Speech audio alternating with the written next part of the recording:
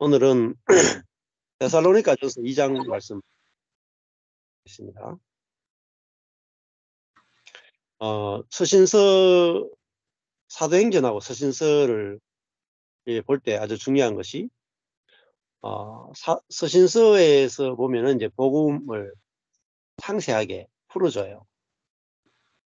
그렇지만 또 서신서를 자세히 보시면 그게 초대교회 성도들의 삶이 나와요. 그 삶에서 어떤 복음과 다른 어떤 문제에 부딪히는 게 나오고요. 그걸 바울이 교회 안의 문제를 복음으로 어떻게 해결하는지가 나와요. 이게 중요해. 만약에 교회 안에 어떤 문제가 생겼다. 그랬을 때 내가 만약에 성도고 목회자라면은 우리 교회 안에 있는 문제를 어떤 식으로 분석하고 어떤 식으로 해결할 것인가. 자, 그렇게 이제 볼 거죠. 자, 잠깐만요. 이거 은식이잖아. 전화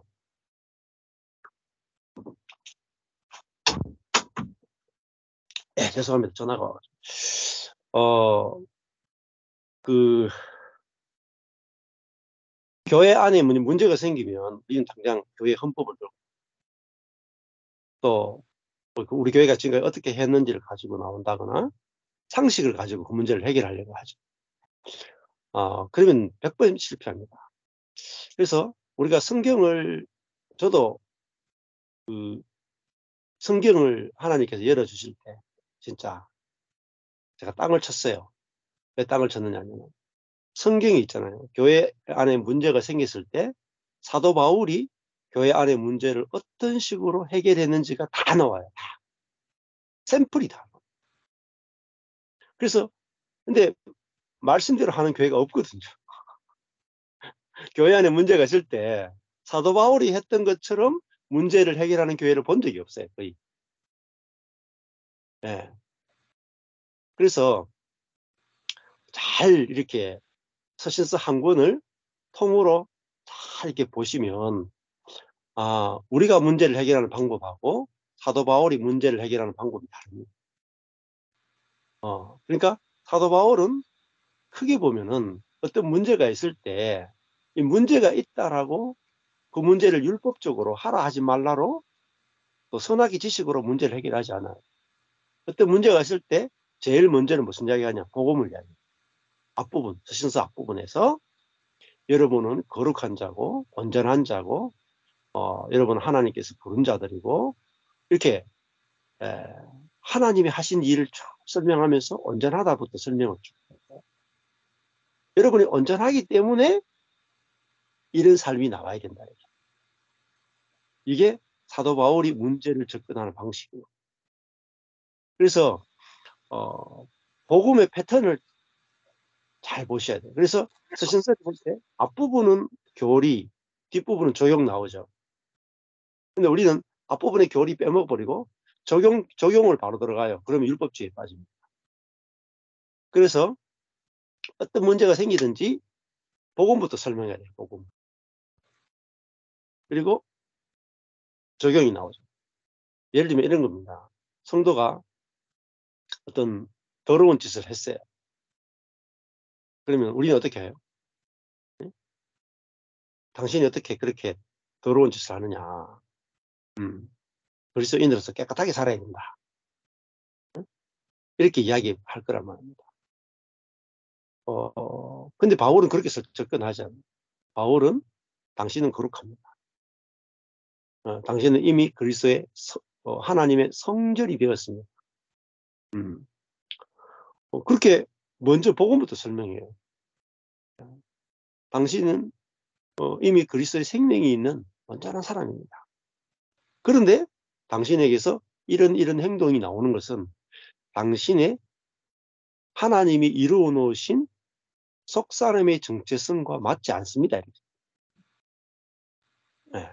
접근이 완전 다르죠. 이게 되게 중요해요. 이거 모르면요. 율법주의에 빠져요. 율법주의에 빠지면요. 문제가 죽을 때까지 문제의 종로로 돼. 문제 아래에 살아요. 문제 아래. 근데 우리는 문제 아래 살면 안 돼요. 복음 아래 살아야 되고 은혜 아래 살아야 돼요. 그래서 로마서에도 율법 아래, 죄 아래, 문제 아래, 이 다 사단 아래 사는 거죠. 아래 하는 말은 통치 지배당하고 산다는 말이에요. 근데 우리가 어떤 말을 하든지 사실은 먼저는 복음부터 이야기해요.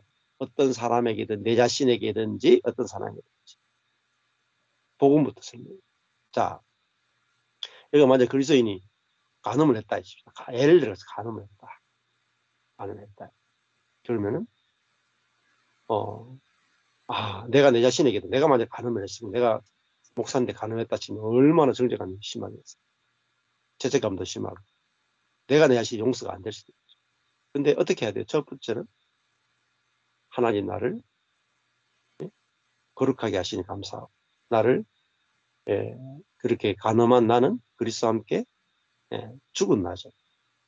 그리고 내 영은 거룩하잖아요. 그리스도와 연합된 내 영. 그래서 하나님 나를 거룩하게 하셨음을 해서 감사합니다. 그런데 내가 속아서 이 몸에 있는 죄에 속아서 넘어졌네요. 그렇지만 하나님 나를 거룩하다 하시고 의롭다고 하시고 나를 내 행위에 따라서 판단 정죄하지 않으시고 나를 이미 거룩한 자로 온전한 자로 받아주셨음을 위해서 감사합니다. 하고 거기서 감사와 안식과 그게 나와야 돼요. 기쁨이 나와야 돼요. 그럴 때 내가 만약에 간음해서 넘어진 그 사건이 뭐가 되냐면요. 많은 간음한 사람들을 일체의 정죄함이 없이 복음으로 살려낼 수 있는 도구가 돼요. 네. 미국에도 아주 유명한 내면 세계의 질서와 영적 성장이라는 그 책을 쓴 유명한 사람이 있거든요. 그 유명한 목사님이 간음 사건에 넘어서 다시 회복해서 돌아와서 사역도 하시고 이렇게 하거든요. 근데 이런 그 한국 교회도 마찬가지예요. 어떻게 죄에 넘어진 성도를 다시 회복시키는가 할 때 회개시킨단 말이에요. 회개가 안 돼요. 한국 교회에서 가장 불행한 역사 중에 하나가 뭐냐면은 일제 시대 때 장로교 평양 노회가 뭐였어요? 평양신학교하고 노회가 신사참배는 우상숭배가 아니다라고 결의했거든요. 그래서 많은 교회와 많은 목회자들이 신사참배를 했어요. 살기 위해서. 신사참배하지 않은 쪽이 뭐예요? 고신측, 예, 장로교 고신측이었죠. 재건파. 근데 우리 뭐 합동측이나 이쪽은 다 신사참배했던 쪽이 많아요. 근데 그러면 목사가 교회가 신사참배했어요. 우상숭배했어요. 그러면은 어떻게 해야 돼요? 회개해야 된다. 회개가 뭐예요? 목사 그만둬야 됩니까? 교회 문 닫아야 됩니까? 회개의 강도는 어느 정도로 해야 됩니까? 회개의 강도는 누가 결정합니까? 그거요. 아무리 토론하고 해도요. 답을 못 찾았어요. 그래서 보신측 교회와 합동측 교회가 짜갈라졌어요. 신사참배 문제, 신사참배한 목회자와 교회를 어떻게 할 거냐 문제 두고 쫙 교단이 갈라졌어요. 고신측에서는 우리는 신사참배 안 한 교회다. 너희들은 했는 교회다. 하면서 오히려 고신측 교회는 자기는 안 했기 때문에 했는 교회를 비판하고 정죄했어요. 또 했는 쪽은 회개도 안 하고 그냥 울릉뚱땅 넘어가고. 그러니까 우리가 어떤 심각한 죄를 지었을 때 우리가 바로 계명을 들이댈 거냐, 복음으로부터 출발할 거냐, 이거는 지금까지 한국 교회가 답을 못 찾습니다. 여러분 신학자들 물어가지고 한국 교회가 신사참배한 문제에 대해서 어떤 식으로 접근해야 됩니까? 딱 물어보면요, 그 사람이 복음으로부터 출발하는지 율법으로부터 출발하는지가 대부분 나옵니다. 시금석. 그러니까 신사참배한 목사님이나 가늠한 목사님이나 가늠하는 장로님이나 가늠하는 권사님이나 뭐가 다를 바 있습니까? 도둑질한 장로님이나 사업하다가 사기친 장로님이나 다 똑같죠. 다 똑같은 문제죠. 네. 근데 그 죄 지은 것에 대해서 어떤 식으로 접근하느냐, 회개로 접근하느냐, 복음으로 접근하느냐, 너무너무 중요합니다. 이게 안 되면 결국은 나중에 가서 다 문제가 생기는데, 그래서 서신서를 볼 때 항상 바울은 복음에서 출발해서 적용으로 갑니다. 이게 마이클 호튼 이야기하는 너무너무 그릴 수 없는 기독교. 또 책들이 여러 권 많아요. 마이클 호튼 책이 많은데 제일 핵심이 그거예요. 복음으로부터 출발한다. 동성애자가 있어도 당신은 회개하고 돌아와야 된다로 출발하지 않아요. 회개부터 출발하지 않습니다. 당신은 거룩하다부터 출발해요. 엄청나게 과격합니다. 복음은. 과격하기 때문에 능력이 있어요. 과격하지 않은 건 능력이 없습니다. 네. 세상과 완전히 달라요. 180도 달라요. 자, 그래서 복음으로부터 출발해야 교회가 건축이 되고, 그다음에 세상과 완전히 다른 교회가 등장을 하게 되고, 그것이 세상에 충격을 주는 복음의 능력이 되는, 십자가의 능력이 되는 거죠. 자, 그리고 데살로니가 전서 오늘 2장에도 보면은 지난번에 좀 했죠. 했는데 그걸 가지고 좀 연결을 시켜보면 됐습니다. 2장 1절부터 보시면, 형제들아 우리가 너희 가운데 들어감이 헛되지 않은 줄을 너희가 친히 안다. 그러니까 바울과 실로아노와 디모데가 데살로니가 지역에 들어가서 거기 있는 사람들에게 복음을 전했는데, 무슨 복음을 전했느냐? 2장 2절에 보시면은 하나님의 복음을 말했단 말이에요. 하나님의 복음이란 말은 하나님이 복음이다 이렇게 보시죠. 하나님이 복음이다. 사람이 복음이 아니고 하나님이 중심이 되고 하나님이 주권자가 되고 하나님이 주체가 되는 게 바로 하나님의 복음이에요. 그래서 하나님이 우리에게 기쁜 소식이란 말이에요. 우리가 어떻게 해야 된다는 율법이죠. 그게 아니고 하나님이 일하신다. 하나님이 주권자가 되신다. 하나님이 우리를 구원하신다. 우리는 받으면 되는 존재다. 이게 하나님의 복음입니다. 그래서 이 하나님의 복음을 전했는데 헛되지 않았다는 말은 뭐겠어요? 이 하나님 복음이 데살로니가 성도들 속에 심겨져서 그들이 새로운 피조물로 드러났다. 그 복음이 실제화됐다는 거죠. 너희가 친히 안다는 말은 너희 존재 자체가 새롭게 되지 않았느냐 이 말이에요. 너희가 아는 바와 같이 우리가 먼저 빌립보에서 고난과 능력을 당하였으나 빌립보에서 두들겨 맞고 핍박을 당하고 데살로니가로 갔죠. 우리가 하나님 안에서 하나님을 힘입어 많은 싸움 중에서도 하나님의 복음을 너희에게 말했다. 이렇게 하나님의 복음을 말하는 게 쉬운 일이 아닙니다. 저도 제가 유튜브에서 이렇게 말씀을 전하잖아요. 하나님 중심적인 복음을 전하는데 뭐 이거 별로 뭐 유명하지도 않고 별로 그렇게 관심도 많지도 않고 와가지고 그 논쟁하자는 사람도 많고 시비 거는 사람도 많고 그래요. 그렇지만은 이 바울도 결국 하나님의 복음을 말할 때 하나님을 힘입어 많은 싸움 중에 이거 전하면 유대인들에게 엄청난 핍박을 받고 공격을 받고 죽임을 당하잖아요. 그럼에도 불구하고 말하지 않을 수 없는 거죠. 하나님의 복음을 전하지 않을 수 없어서 전했단 말입니다. 자, 3절에 보면 우리의 권면, 복음을 전하는 거죠. 우리의 권면은 이 권면이란 말은 격려, 파라클레시스. 우리의 격려는 간사나 복음을 전한 거죠. 간사, 이거는 이탈, 미혹, 혹은 부정, 불결하다 그랬죠. 괴계, 이거는 기만, 믿기, 계략에서 나온 것이 아니다. 하는 건 뭐겠어요? 자아에서 나온 것이 아니다. 한마디로 통째로 우리가 자아가 주체가 돼가지고 이 복음을 전해서 저 사람들을 내 성도 만들어야 되지. 내 교회를 키워야 되지. 내 선교 사역을 크게 해야 되지.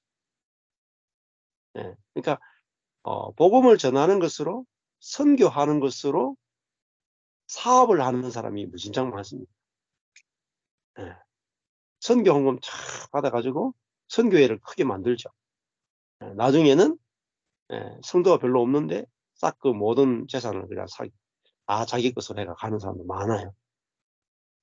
그런 것도 뭐 사기지만은 성도를 많이 끌어모으는 것도 자기의 자아의 노력으로, 자기 자아의 달란트로, 자아의 열심으로 많은 성도들을 끌어모으고 인정과 칭찬을 받는, 그것도 전부 다 뭐예요? 간사 부정 괴계예요. 목사 자신의 명예를 높이기 위해서 하나님의 일을 열심히 하는 것, 전부 다 간사 부정 괴계예요. 그러니까 성령에서 출발하지 않고 자아에서 출발해서 자기가 높아지고 싶어서 하나님을 위해서 일하는 모든 것들이 간사나 부정과 괴계가 됩니다. 왜냐하면 자아는요, 숨겨진 의도가 있거든요. 자아는. 하나님처럼 높아지기 위해서 우리는 얼마든지 순교할 수도 있어요. 얼마든지 목숨을, 내 모든 것을 다해서 구제할 수도 있어요. 내 모든 걸 다 통틀어서 선교할 수도 있어요. 근데 그것으로 뭐예요? 높아지고 싶다. 그것으로 자랑하고 싶다. 그것으로 위대해지고 싶다. 이게 뭐죠? 간사나 부정과 괴계. 근데 이건요, 안 보입니다. 자기가 그렇게 하는데도 자기가 안 보이거든요. 자, 그래서 생명에서 출발하느냐, 영에서 출발하느냐, 혼에서 출발하느냐에 따라서, 혼에서 출발하면요, 간사 부정 괴계에서 빠져나올 수가 없습니다. 절대로.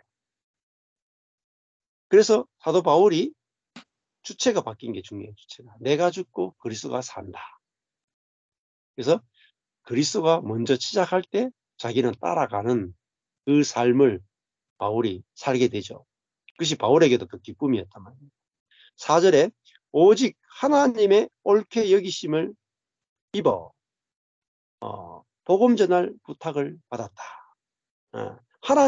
하나님에 의해서 시험을 받았어. 복음 전할 부탁을 받았다. 시험 받은 게 뭐죠? 사도 바울도 완전히 그냥 다메섹에서 깨졌죠. 자기가 높아지기 위해서 예수 믿는 사람들과 교회를 핍박했죠. 근데 그것이 하나님을 위해서 한다고 생각했죠. 분명히 바울은 하나님을 위해서 예수쟁이를 죽인다고 생각했는데 알고 보면 자기가 높아지기 위해서 자기 의로 교회를 핍박했죠. 그게 드러났죠.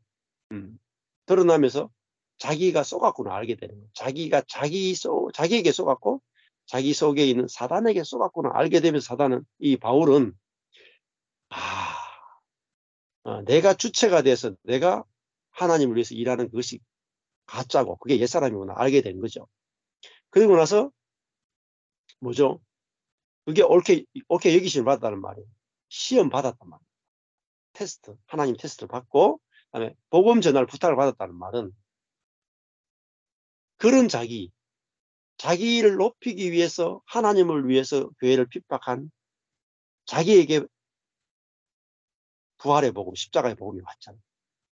그러니까요, 이 복음을 전하지 않을 수 없는 거예요.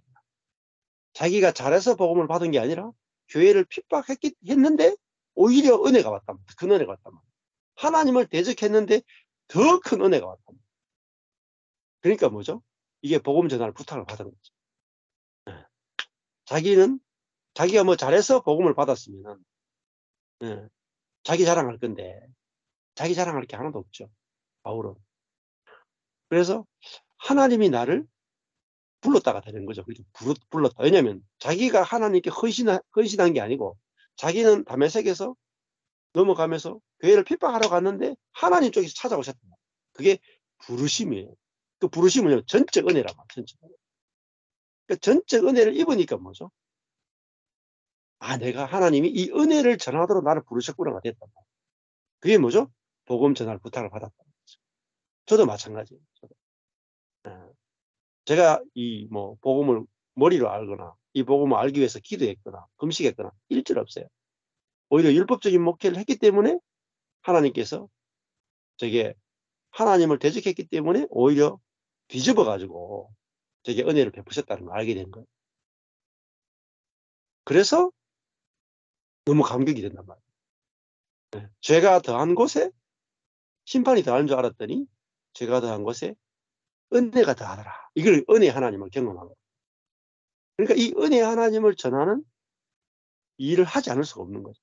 왜냐하면 내가 잘해서 이 복음 받은 게 아니라 죄가 더했는데 은혜를 받았기 때문에 아 이게 진짜 복음이구나 하고 영혼이 살아났단 말입니다. 그래서 이 복음을 전하게 되는 거죠. 자, 우리가 이와 같이 말하면 사람을 기쁘게 하려 함이요. 이 복음 자체는요. 죄가 더한 곳에 은혜가 더하잖아요. 또 사람을 끌어모으기 위해서, 내가 자랑하기 위해서, 내가 높아지기 위해서 그거는 이미 다메섹에서 바울은 끝났어요. 그렇잖아요. 자기가 높아지기 위해서 복음을 유대교를 전하다가 그 옛사람이 죽고 자기를 자랑하고 싶은 그 옛사람이 죽고 이제는 하나님만 자랑할 수밖에 없는 복음을 전하잖아요. 그래서 사도 바울은 내가 다메섹에서 부활하신 주님을 만났다 이야기를 자꾸 하는 이유가 뭐냐면은 내가 주님을 위해서 살려고 몸부림치다가 주님을 만난 게 아니고 주님을 대적하다가 주님을 만났죠. 굉장히 중요한 간증입니다, 여러분. 많은 목회자들이나 많은 영성가들이나 많은 신학자들의 간증을 잘 들어보셔야 돼요. 내가 기도했더니 뭐 왔다 말. 내가 주님을 열심히 섬겼더니 이런 복이 왔다. 이런 간증을 굉장히 많이 하죠. 우리가 3대째 예수를 믿었더니 이렇더라. 내가 40일 금식했더니 아니면 내가 매일 10시간씩 하나님 앞에 무릎을 꿇었더니 낙타 무릎이 되었더니 내가 막 하나님 크게 큰 비전을 품고 주님을 위해서 내가 모든 걸 다 드리고 헌신했더니 하나님이 이렇게 하셨다. 이게 전부 다 구라예요, 구라. 거짓말입니다. 은혜 중심이 아니에요. 사도 바울이 내가 다메섹에서 주님을 만났다. 그럼 뭐예요? 내가 죄인 중에 괴수였을 때, 하나님을 대적했을 때, 하나님과 원수되었을 때, 이게 로마서예요. 내가 연약할 때, 내가 죄인 되었을 때, 내가 하나님과 원수되었을 때 하나님 나를 사랑하셨다. 이게 다메섹의 체험. 자, 그러니까 사도 바울이 하나님께 원수짓 하는데 하나님 자기를 뭐로 불렀어요? 사도로 불렀다. 자, 거기서 사도 바울이 자기 자랑할 게 1도 없는 사람이에요. 0.001% 자기 자랑할 게 0.0001%도 없는 사람이 누구냐? 바울입니다. 이게 사도 바울이 은혜의 복음을 전하게 된 근원이에요. 근원. 이 근원을 잘 보셔야 돼요. 이 근원을 보면요. 모든 사람이 다 해방이 됩니다. 맞죠? 그러니까 목회자들 그러잖아요. 저 목사님 어떻게 저렇게 목회를 잘하나? 네? 어떻게 저렇게 많은 사람들이 모이고 저렇게 설교도 잘하고 어떻게 저렇게 능력이 나타나나? 뭐 이유가 뭐지? 그 어머니 권사님이 평생을 기도했더라. 그렇잖아요. 기도의 동력자가 많았더라. 나는 보면, 나는 모태 신앙도 아니고, 나는 1대째 신앙인데, 나는 1대째 예수 믿기 때문에, 1대째 예수 믿는 사람은 고난이 많대요. 2대째, 3대째 가야지 그게 복이 나타난대요. 이런 거짓말들을 많이 만들어냅니다. 물론 그런 경향이 없지 않아 있지만은, 그럴 수밖에 없는 것도 있어요. 내가 1대째 예수 믿어가지고, 내가 너무나 은혜가 넘치면 2대, 3대에게 막 은혜 막 흘려보내니까 애들이 정서적으로 안정이 되잖아요. 사랑을 받잖아요. 그러니까 담대하니까 뭐든지 일을 해도 잘 돼요. 그런 이유도 있지만은 거기서 모든 걸 찾으면 안 됩니다. 오히려 거기 그 디모데 할머니랑 디모데 엄마가 복음을 먼저 알았고 디모데를 가르치지 않았을까요? 그렇죠. 예. 그러니까 그런 것도 또 있겠죠. 기도는 아니더라도. 예. 그렇죠. 근데 이제 외조모, 네. 어머니, 네. 이렇게 했는데 그것들이 가졌던 신앙은 우리가 말하는 것처럼 신앙생활을 열심히 했다. 이게 그런 건 포커스가 아니지. 그런 건 아니죠. 진짜 하나님의 은혜를 알았다는 거죠. 진짜. 네. 그 은혜 중심으로 사는 여자들이, 그 은혜가 아니면은 안 될 만큼의 환경에 있었던 여자들. 그렇잖아요. 그거를 이제 디모데에게 연결되었고, 근데 또 그것만으로도 안 되죠.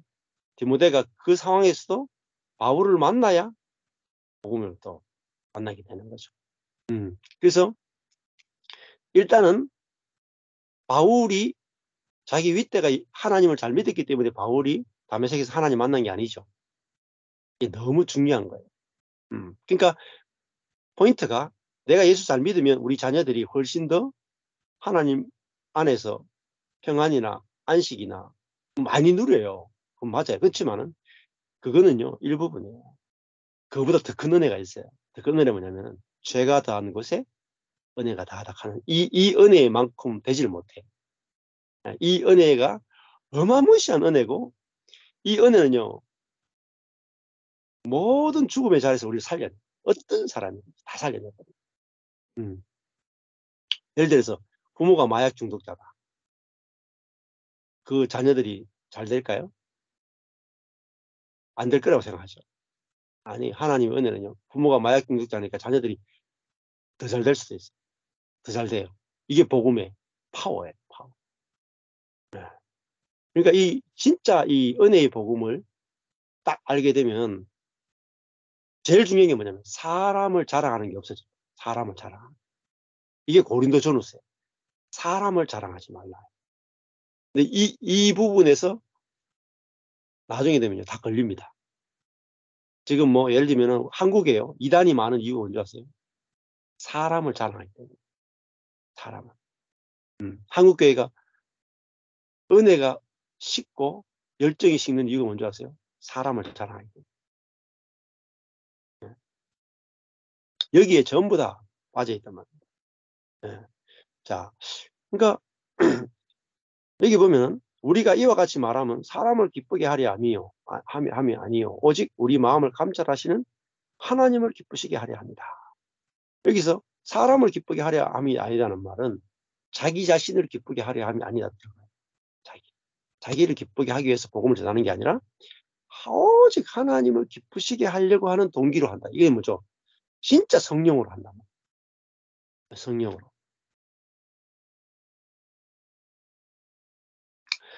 2장 5절에 너희도 알거니와, 이 데살로니가 성도들이 아는 것이 뭐예요? 우리가 아무 때에도 아첨의 말이나 탐심의 탈을 쓰지 아니한 것을 하나님이 증거하십니다. 그러니까 이 바울과 실로하는 디모데는요, 데살로니가 성도들의 마음을 기쁘게 하기 위해서 복음을 변질시키지 않았고, 인간적인 위로나 격려로, 인간적인 사랑으로 그들을 붙들고 양육하지 않았단 말이에요.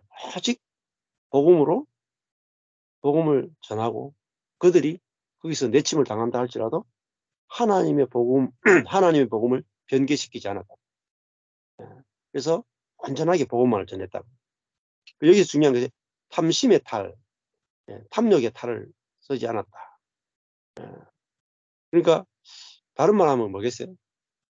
바울이 복음을 전할 때 많은 사람들이 아첨의 말이나 탐심의 탈을 쓰고 복음을 전한 사람이 많아. 굉장히 빠르게 변질돼요. 자, 그게 뭡니까? 자기 교회, 자기 교단 벗어나기 되게 힘들어요. 엄청나게 힘들어요. 자기 교회, 자기 교단, 그다음에 더 힘든 건 자기 선교단체,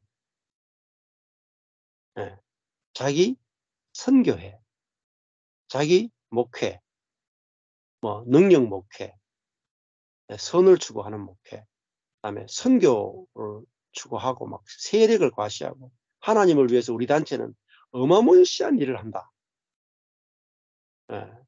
그게 뭐죠? 그게 탐심이에요, 탐심.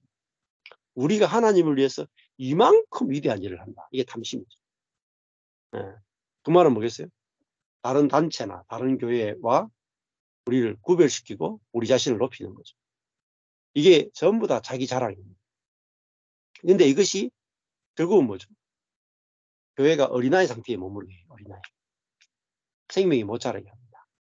자, 그래서 고린도전서 1장을 한번 보십시오. 1장 29절을 보시면 고린도전서 1장 29절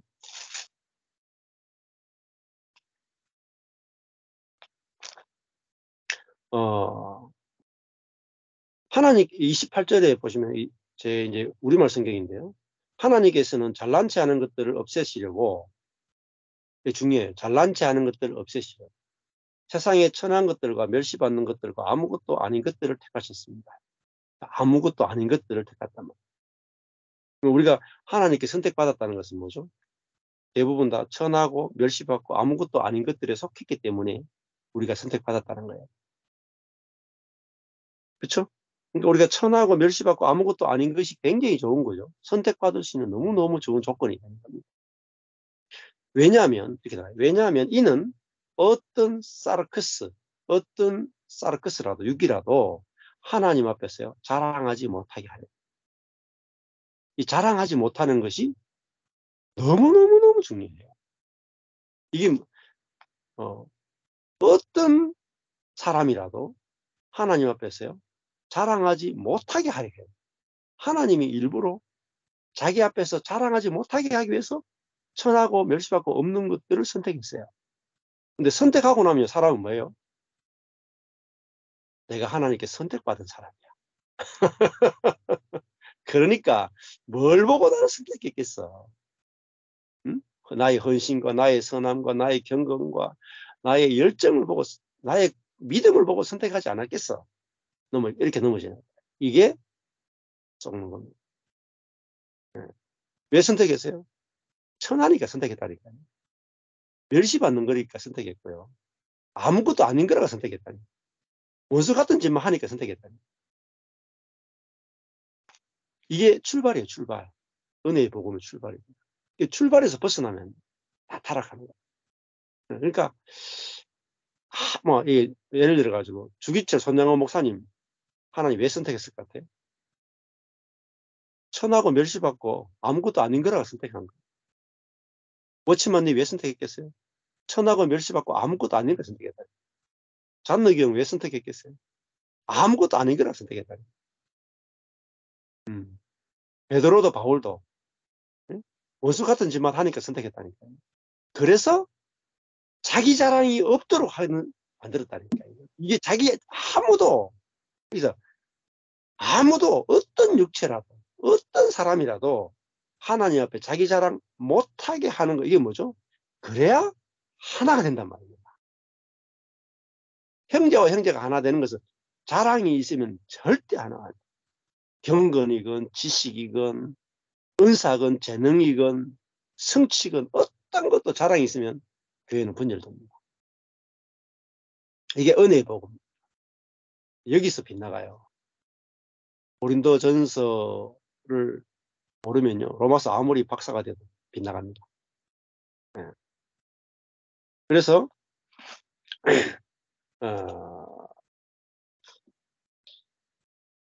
2장에 가보시면 형제들이요, 1절에 내가 여러분에게 가서 하나님의 비밀을 말할 때 어떻게 했냐면, 바울이 고린도 성도에게 복음을 전할 때 하나님의 비밀, 하나님의 복음을 전할 때 어떻게 했냐면 달변이나 지혜로 하지 않았단 말입니다. 달변이나 지혜가 뭐겠어요? 내가 내 것으로 하지 않았다는 거예요. 바울이 달변이죠. 얼마나 지혜로워요. 복음을 완벽하게 알죠. 근데 자기의 달변이라 자기의 지혜로 하면 뭐죠? 자기 자랑이죠. 그러면 그 말은 무슨 말이겠어요? 바울과 고린도 성도들이 뭐죠? 구별되죠. 바울은 something, 어떤 존재가 되고, 고린도 성도들은 nothing, 아무것도 아닌 자가 돼요. 바울은 아무것도 아닌 자가 아니라 뭔가 된 것들, 뭔가 된 자가 된단 말이에요. 고린도 성도들은 아무것도 아닌 자가 돼요. 이거 자체가 이미 복음을 위배하는 거예요. 그래서 2절에 가니까 내가 여러분 가운데서 고린도 성도들 안에서 뭐만 작정했어요? 예수 그리스도 곧 십자가에 못 박히신 그분 외에는 아무것도 알지 않기를 작정했다. 자기가 들어가는 게 아니라 주님만 십자가 못 박히신, 나를 구속하신, 나를 살리신, 나를 구원하신 그분만 알기로, 그분만 자랑하기로 작정했다. 자기 자랑할 건 하나도 없다. 이게 진짜 복음을 아는 새로운 피조물의 삶이에요. 이게 생명이죠. 내가 아무것도 아닙니다 할 때 누가 살아나요? 나도 당신과 똑같이 아무것도 아닙니다. 아무것도 아닙니다 할 때 누가 살아요? 내 앞에 있는 한 사람이 살아나는. 근데 나는 뭐 됐습니다. 나는 된 자입니다. 형제를 보니까 아직 참 세월이 많이 걸리겠네. 한 30년 더 돌아야 될 것 같습니다. 아, 이런 게 많아요. 저도 이제 그대 앞에만 서면 나는 왜 작아지는가. 서울에 있는 큰 대형교회 목사님들 가니까 항상 그분들 앞에서 제가 작아져. 그분들은 된 것처럼 보이고 나는 안 된 것처럼 보이고. 그게 뭐예요? 그 목사님들이 대부분 자기 육으로 한 거예요. 육으로. 오직 은혜로 한 게 아니라.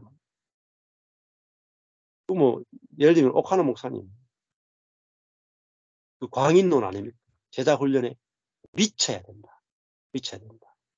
나처럼 미쳐야 된다. 그 말은 뭐겠어요?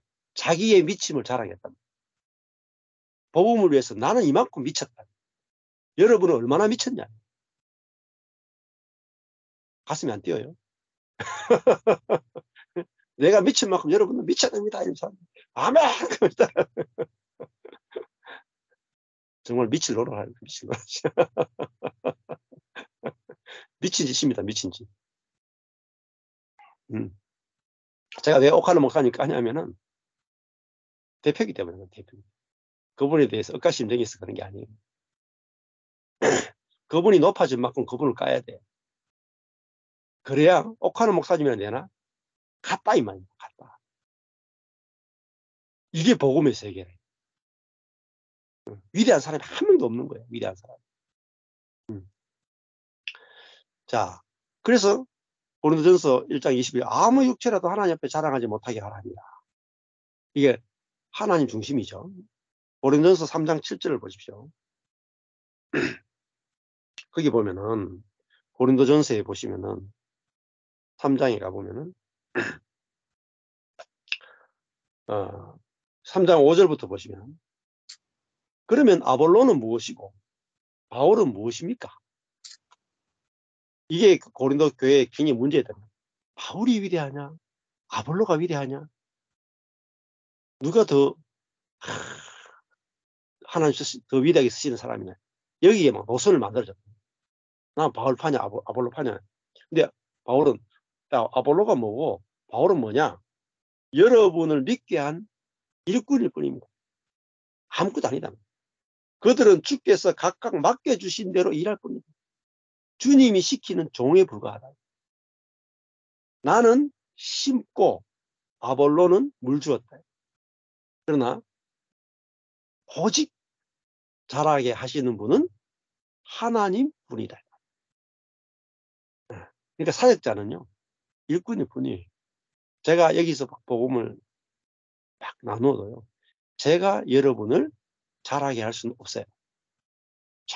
전혀 조금도 자라게 할 수 없어요. 저는 그냥 심거나 물 주는 것밖에 못해요. 네. 사실 있잖아요.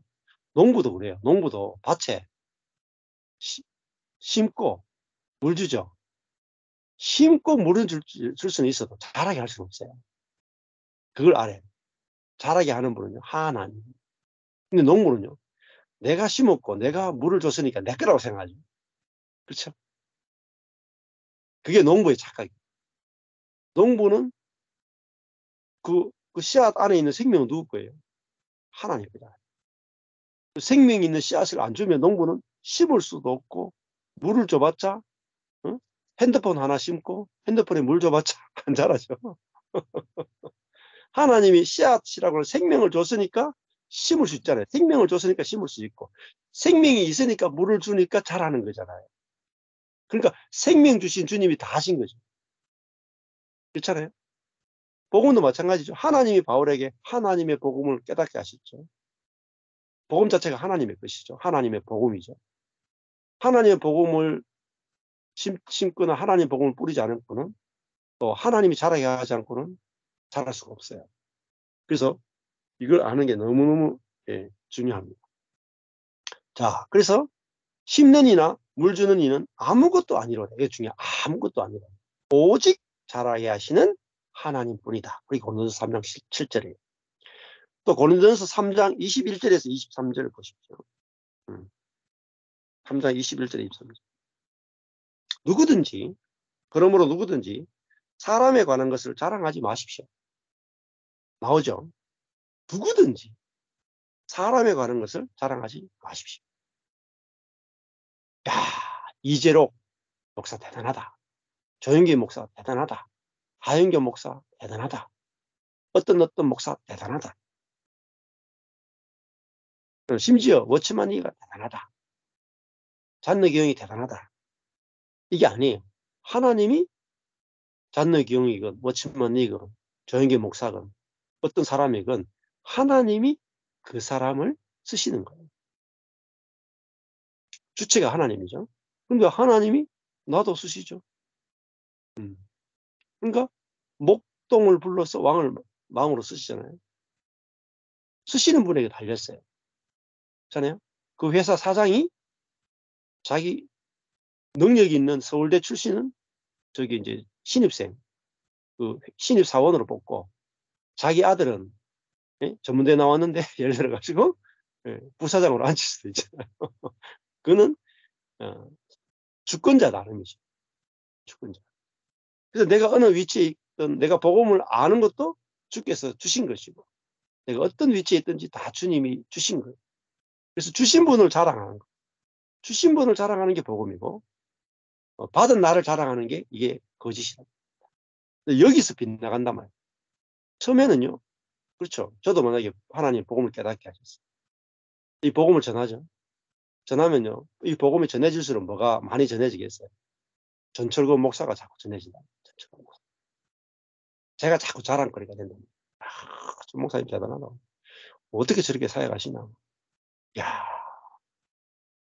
그게 포인트를 잘못 잡은 거예요. 포인트.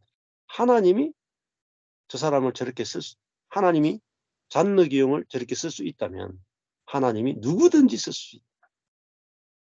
그게 포인트예요. 그래서 뭐라고 말하냐면은 고린도전서 3장 22절, 23절에 보면은 바울이나 아볼로나 게바, 베드로나 뭡니까? 세상이나 생명이나 죽음이나 현재일이나 미래나 모든 것이 다 여러분의 것입니다. 여러분에게 주어진 선물이다. 그러니까 예를 들면은 조영기 목사님이 한 60만 명 교회를 하시잖아요. 근데 조영기 목사님하고 내하고 비교하면 안 된다. 나는 몇 명하고 목회를 그만둘 것입니다. 이게 아니고 조영기 목사님을 하면 저분 내게 준 선물이구나. 선물입니다. 그리고 예를 들면 워치만니 내가 그분과 나의 신앙을 비교하면 안 된다. 내게 복음을 열어주기 위해서 워치만니를 쓰셔서 내게 선물로 주셨다. 예를 들면 스티브 맥베이. 스티브 맥베이와 나의 신앙을 비교하는 게 아니에요. 스티브 맥베이는 내가 은혜의 복음을 깨닫기 위해서 내게 주신 하나님의 선물이다. 그렇죠? 예. 아니, 선물을 받고 선물과 자기를 비교하는 사람이 있습니까? 예? 어떤 남자가 여자한테 다이아몬드를 탁 선물을 했어. 근데 여자가 막 화를 확 내는 거야. 왜? 예? 이 다이아몬드하고 나하고 비교하니까 내가 너무 못났단 그런 여자가 있어요? 예? 자기가 받은 선물하고 자기를 비교해가지고 열등감 느낀 여자가 누가 있겠어요? 이야, 좋은 거 주면 줄수록 더 기뻐하죠. 내 주변에 있잖아요. 내 주변에 정말 영적으로 막 열려지고 탁월한 사람들이 막 나왔다. 예를 들면 내게 주신 다이아몬드에 내게 주신 선물이다. 선물. 예. 비교하라고 준 주체가 아니고 내게 주신 선물이다. 이게 바울의 고백이에요. 바울 내가 뭐 대단한 줄 아느냐? 고린도 여러분에게 주어진 선물이다. 은사다. 여러분의 것인데 왜 여러분은 여러분과 나를 비교하냐 말이야. 나는 여러분에게 주어진 하나님의 선물인데 여러분이 바울은 내 거야 하면 되는데 왜 선물하고 여러분을 비교하냐. 너무너무 중요한 거예요. 이거 모르면 나중에 가다가요. 다 실족해요. 실족. 그 목사 종로로 답니다. 네. 자, 그리고 이제 나가요. 여러분은 누구 거예요? 여러분은 그리스도의 것이다. 그리고 그리스도는 누구 거예요? 하나님의 것이다. 그 말은 무슨 말이야? 모든 게 다 하나님 거야. 근데 우리끼리 땅 따먹게 하는 거예요. 내가 통으로 하나님 거예요. 내가 통으로 그리스도의 것이에요. 그리스도는 하나님 것이. 그러니까 만유가 다 하나님 거라니까요. 응? 러시아도 하나님 거고 우크라이나도 하나님 건데 러시아와 우크라이나가 왜 싸운 줄 아세요? 자기 거다 자기 거.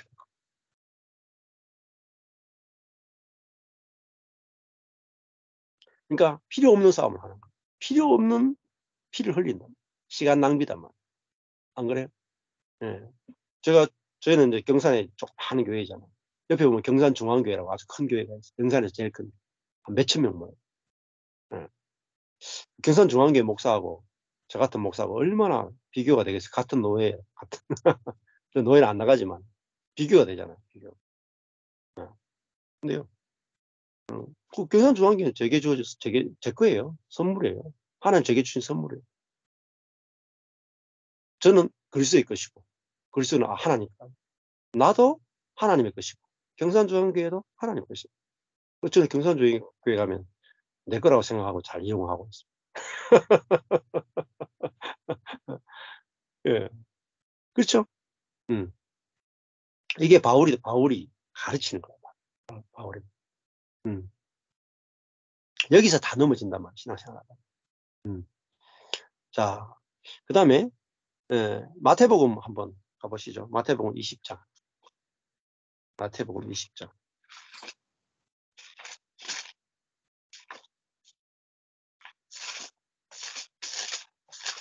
하나님 나라에 대해서 예수님 뭐라고 말씀하시는가? 하나님 나라는 어떤 나라인가? 아주 중요한 부분이에요. 20장 26절에서 27절 가보시면은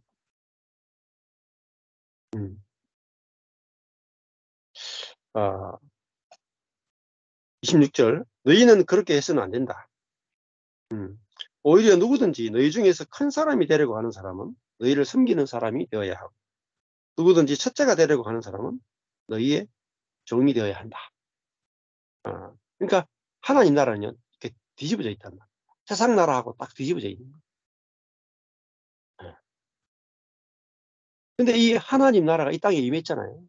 근데 많은 그리스도인들이 죽어서 가는 하나님 나라만 계속 생각합니다. 이 땅에 임한 하나님 나라를 못 봐요. 못 누려요. 죽었으면 간다고 생각해요. 그러니까 이 땅에 하나님 나라가 실제가 전혀 경험이 안 되는 거예요. 하나님 나라는요, 섬기는 자, 종이요, 가장 높은 거예요. 사실은 높은 게 없죠. 다 똑같죠. 그래서 예수님이 마태복음 20장 28절에 보면 인자 역시 섬김을 받으러 온 것이 아니라 섬기러 왔고 하나님 나라는요, 다스리는 자가 높은 게 아니고 섬기는 자가 높은 거예요. 근데 이걸 또 내가 오늘부터 내가 섬겨야지 이렇게 적용하시면 안 돼요.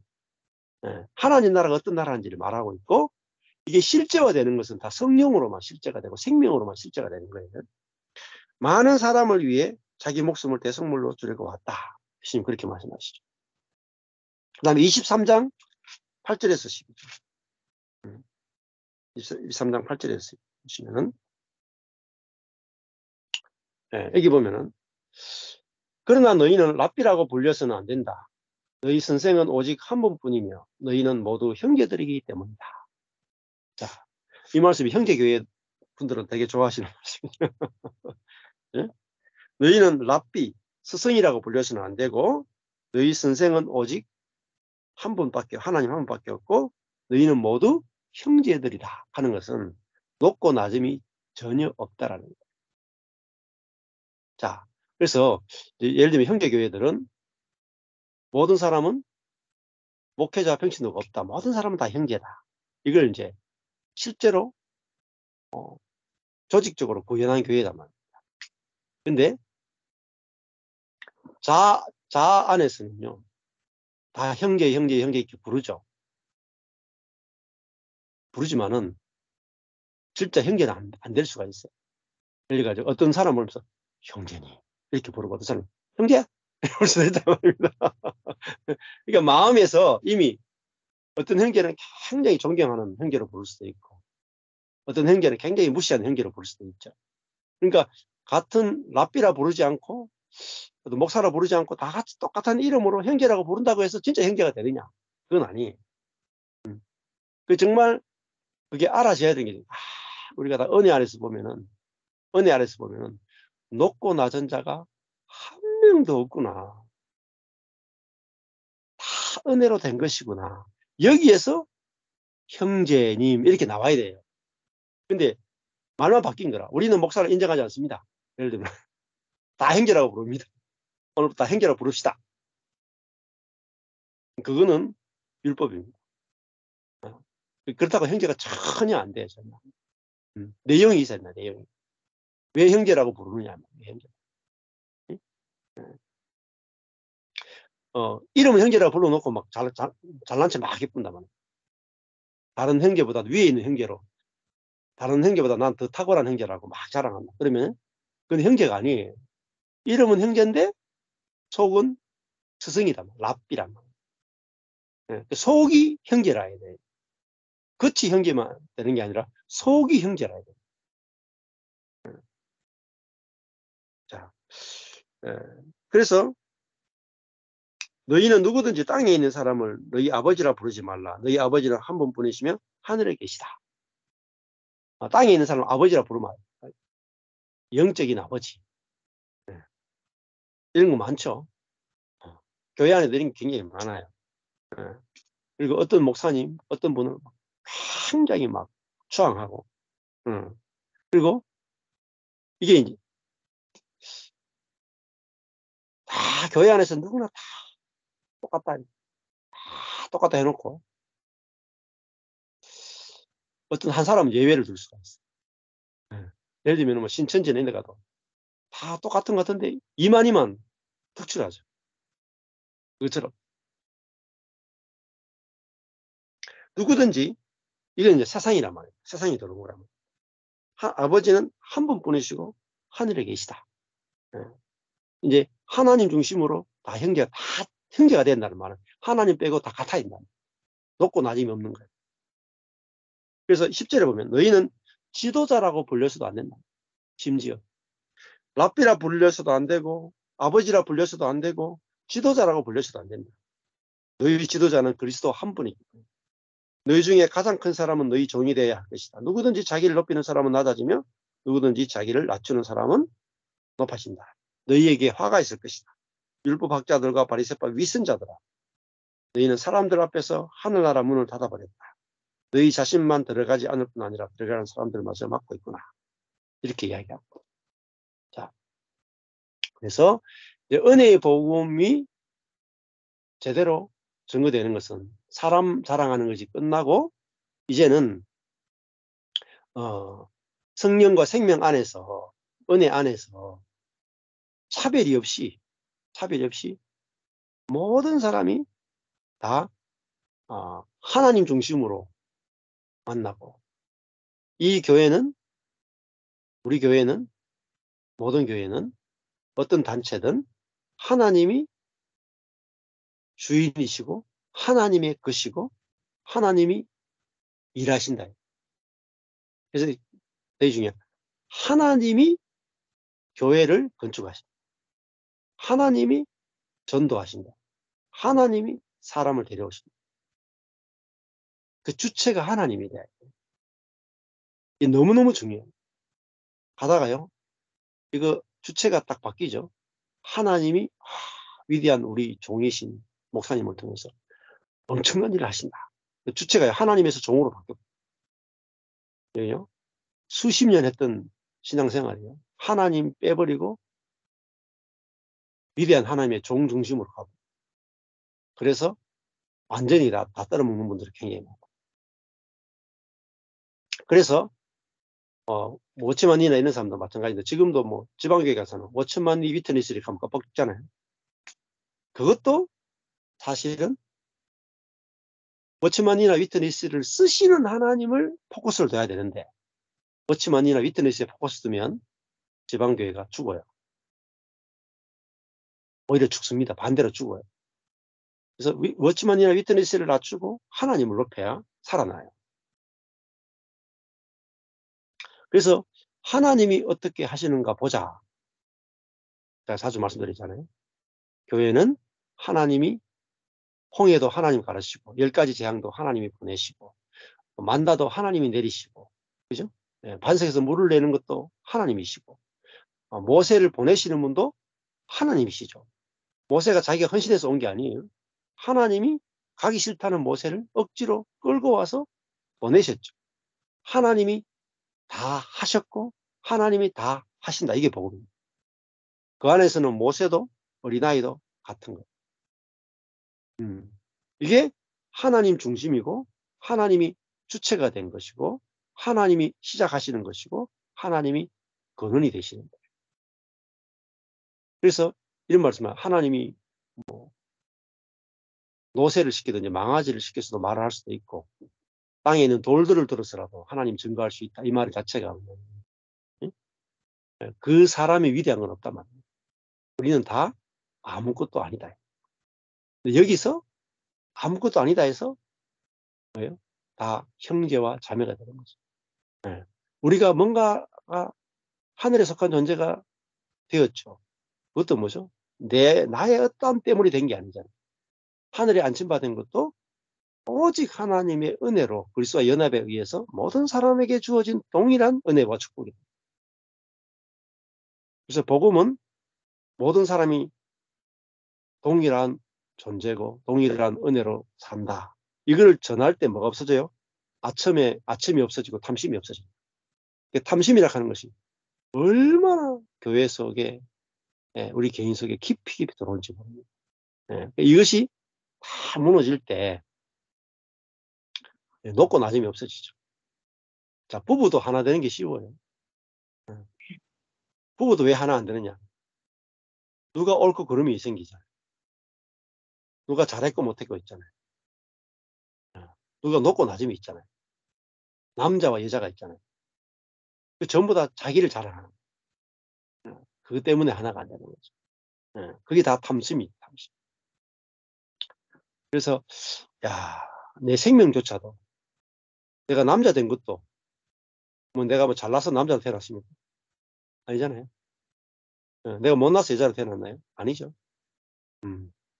남자로 태어나게 하시는 분 것도 하나님이시고 여자로 태어나게 한 것도 하나님이시고 부자로 태어나게 한 것도 하나님이시고 가난한 자로 태어나게 한 것도 하나님이시니까 우리 다 같단 말입니다. 여기서 뭐죠? 형제와 연합하여 동거하는 일들이 벌어집니다. 즐겁단 말이에요. 진짜 잔치가 벌어집니다. 높고 낮음이 없으면 잔치가 벌어지죠. 안 그래요? 진짜 잔치는 대통령하고 내하고 만났는데 이번에 그 뭐죠? 문재인 대통령 그 영화가 이번에 나와가지고 제가 누가 이렇게 티켓을 줘서 보러 갔었거든요. 근데 문재인 대통령 전 대통령 그 사생활에 대해서 이렇게 영화를 이렇게 찍었는데 은퇴 이후의 삶을 찍었는데 그 집안에 그 화단 텃밭을 가꾸더라고요. 동물 키우는 거하고 텃밭 가꾸는 거를 중심으로 해서 영화를 찍었어요. 그래서 제가 보니까 저하고 취미가 되게 비슷하더라고요. 은퇴 이후에 살고 싶은 삶도 굉장히 비슷하고 그래가지고 아내가 보더니 야 자기하고 되게 닮았다 하더라고요. 그래서 제가 문재인 씨한테 놀러 가야 되나 이런 생각이 들더라고요. 예? 보고만 해서 보면요 높고 낮음이 없단 말이에요. 대통령이건 나건 똑같은 사람은 똑같은 사람은 이게 진짜 복음 아니겠습니까? 하나님의 복음. 그래서 높고 낮음이 없으니까 교통이 되잖아요. 교통 쉽게 되잖아요.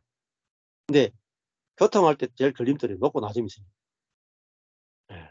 그것 때문에 교통이 안 되는 거죠. 예. 부부지간에도 높고 낮음이 있으면 안 돼요. 애들이 힘들고 어렵고 우울증 걸리고 막 이런 거 전부 다 높고 낮음 때문에. 예. 그래서 죄를 처리하는 것보다 더 힘든 건요, 세상을 처리하는 거. 세상은요, 높고 낮음이에요. 예. 근데 교회가 죄와 싸우는 것은 막 피 흘리기까지 하려고 하는데 세상은요, 할렐루야하고 환영을. 그래서 교회 안에 수많은 문제들이 생겨요. 그래서 높고 낮음의 처리. 이 세상이 뭐죠? 세상은 그리고 바벨론을 만듭니다.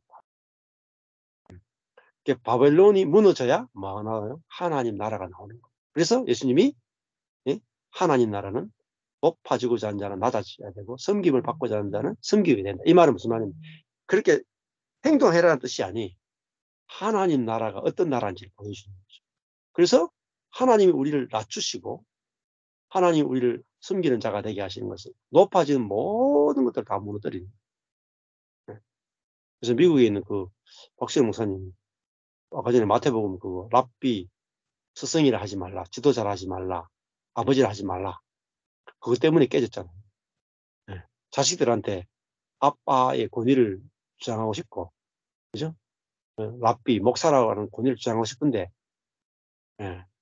주장하지 말라 그러니까, 주장하고 싶은데 주장하는 것은 잘못이라고 딱 복음을 알게 되니까, 속에서 막 엄청난 갈등이 생기면서 깨졌잖아요. 네. 그러니까 말씀이 들어가면은, 그 말씀이 역사에서 우리 안에 높아진 바벨탑이, 높아진 예루살렘 성벽이 돌 하나 위에 돌 하나도 첨 놓이지 않도록 다 무너져야 돼요.